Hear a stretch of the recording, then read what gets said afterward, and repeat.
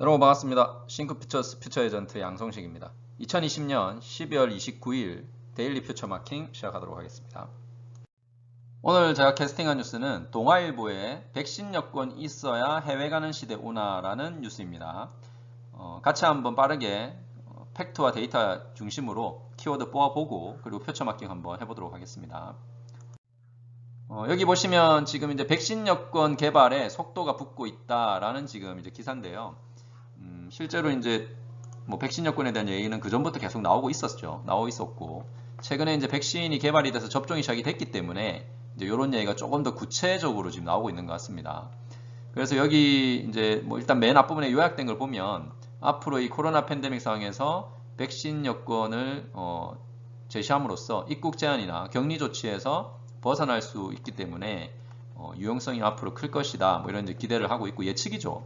그 다음에 접종받지 못한 사람에게는 족쇄를 적용해서 백신 디바이드, 백신 양극화죠. 백신 디바이드가 현실화될 수 있다는 우려도 있다. 그래서 항상 미래는 기회와 위기가 있죠. 그래서 이 두 가지를 다 보면서 우리가 퓨처 마킹을 해봐야 될 것 같습니다.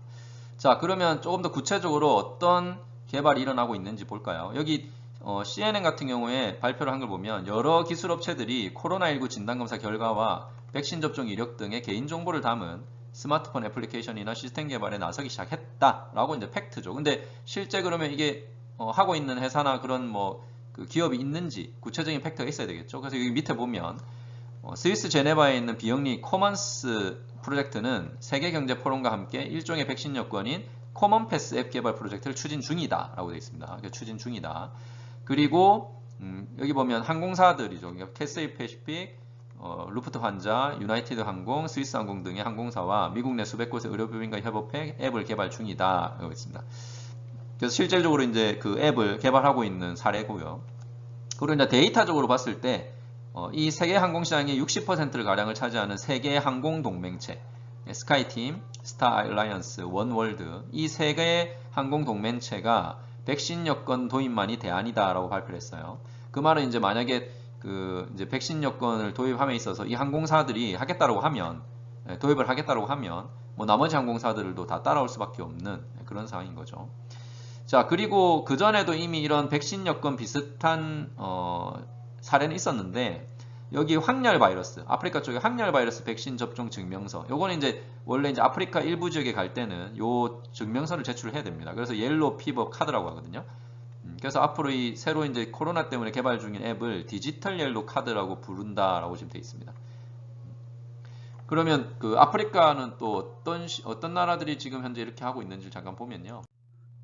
한국질병관리청에 따르면 가나, 그리고 카메룬, 우간다 등 17개 나라입니다. 17개 나라 같은 경우에 황열 예방 접종 증명서를 제출해야 됩니다. 근데 이제 요거는 지금까지 종이 증명서죠. 근데 이제 앞으로 이 모든 전 세계에 퍼져 있는 이 코로나19 같은 경우는 그때그때 종이 증명서를 발급하기 좀 귀찮으니까 디지털 직업인 백신 여권이 훨씬 더 유용할 것이다. 그래서 이제 여기 IT 기업인 IBM도 백신 여권 개발에 뛰어들었다. 예. 그래서 이런 걸 또 보면 우리가 여기서 이제 또 퓨처 마킹 해볼 거는 이렇게 되면 앞으로 과연 종이 여권이 필요할 것인가? 그러니까 이런 뭐 건강 정보든 또 이제 그 사람에 대한 뭐 범죄 정보든 뭐 이런 우리가 전 세계가 공유해야 되는 어떤 정보가 있다면 그 정보를 앞으로 이렇게 디지털화해서 디지털 여권을 만드는 게 훨씬 더 그러면 유용하지 않을까? 그렇게 되면 이제 보안이나 이런 게 중요해지니까 아마 이 시스템에는 반드시 제가 봤을 때는 블록체인 기술이 들어와야 될 겁니다. 블록체인 기술. 그래서 이런 이제 기술이 들어오면서 여권도 점점 전자화되고 디지털화되는 뭐 그런 시대로 지금 가지 않을까 그런 좀 생각을 해보고요. 그리고 이제 이런 이제 그 백신 여권을 도입함에 있어서 문제를 이제 또 생각해 보면 어쨌든 접종자들은 프리패스가 되겠지만 그러지 못한 사람은 이동에 제약이 있을 수 있죠. 그리고 이제 국내 그러니까 자국에서도 이게 프랑스 정부 같은 경우는 자국 내에서도 대중교통 이용할 때도 백신 접종 증명을 해야 된다, 하게 하겠다라는 이제 얘기를 했어요. 그러니까 아직 한 건 아닌데 뭐 그런 시기라면 뭐 해외 이동이든 국내 이동이든 결국은 백신 접종에 대한 증명을 해야만 이동이 가능해지는 그런 이제 세상이 올 수도 있는 거죠. 자, 그래서 이제 이런 또 부분에서는 우리가 또 앞으로 그 양극화가 심해질 수도 있지 않을까라는 생각이 들고 제일 뭐 좋은 거는 정부가 모든 국민에 대해서 무료 접종을 해주는 게 제일 사실은 바람직하긴 할 것 같아요. 그래서 이제 그거는 이제 뭐 나라마다 상황이 다르니까 어떻게 하긴 힘들고. 자, 그리고 여기 보시면 코로나19 백신의 효능이나 안정성에 대한 검증이 아직 안 됐기 때문에 지금 당장 백신 여권을 도입하는 거는 조금 이제 신중해야 된다라는 얘기입니다. 그래서 아마 당장 도입은 하기는 힘들 거고, 만약에 이제 백신에 대한 효능이나 안정성이 어느 정도 검증이 되면 지금 개발하고 있는 것들이 있기 때문에 조금 더 빠르게 진행이 될 수도 있지 않을까 생각이 들고요.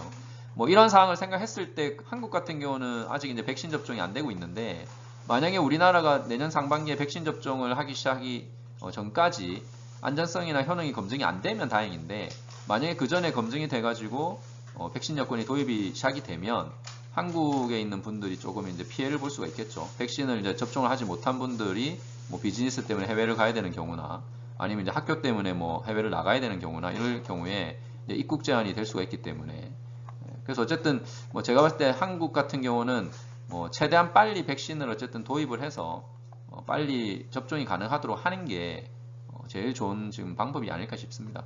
어쩔 수 없습니다. 왜냐하면 뭐 당장은 우리나라가 시급하진 않지만 이런 이제 백신 여권 도입이 만약에 구체화돼 버리면 나중에 가서 또 백신을 왜 이렇게 늦게 또 뭐 접종을 했냐 뭐 이런 얘기가 또 나올 수 있기 때문에 정부 입장에서는 뭐 어쨌든 최대한 빨리 좀 확보를 할 수 있으면 제일 좋지 않을까 싶습니다. 뭐 제일 좋은 건 국내 제약사들이 뭐 백신과 치료제를 같이 개발을 해서 빠르게 국내 국민들한테 좀 공급을 하면 제일 좋을 것 같은데요.